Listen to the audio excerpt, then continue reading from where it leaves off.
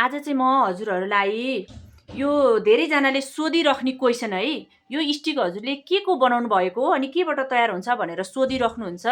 उहाँहरूलाई चाहिँ के भन्न चाहन्छु भने यो चाहिँ बाँसको चोयाबाट तयार पारेको बाँस हेर्नुहोस् है, यस्तो खालको यो लिचिक लिचिक गर्ने खालको पातलो बाहिरको सेपबाट निकाल्नु पर्ने हुन्छ है यसलाई चाहिँ।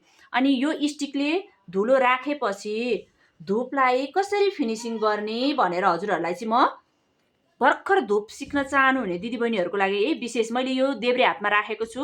जहिले पनि देब्रे हातको सहयोग धेरै चाहिन्छ है धुपको लागि। हेर्नुहोस् है त, म हजुरहरूलाई एउटा धुप फिनिसिङ गरेर देखाउँछु।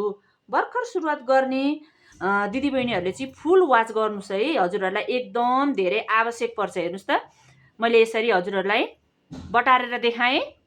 अब हेर्नुहोस् है, यो कान्छी औँलामा राखेपछि के गर्ने त, यो हाम्रो दाहिने हातको चाहिँ सहयोग के हुन्छ त भन्दा घुमाउने, यसरी घुमाउने है। ल हेर्नुहोस् है, यो देब्रे हातको औँला कुन कुन चलिरहेको छ त हेर्नुहोस् त, यहाँ हेर्न सक्नुहुन्छ है। मैले हेर्नुहोस् है कति माथि माथि सारेको छु। हामीले तलै गऱ्यौँ भने यो डल्लो हुन्छ, यसलाई चाहिँ हामीले माथि लाँदै औँलाहरूलाई माथि माथि सार्यौँ भने के हुन्छ त हेर्नुहोस् त, सिधा हुन्छ।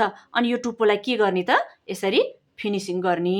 अनि हेर्नुहोस् त कति राम्रो धुप बन्यो।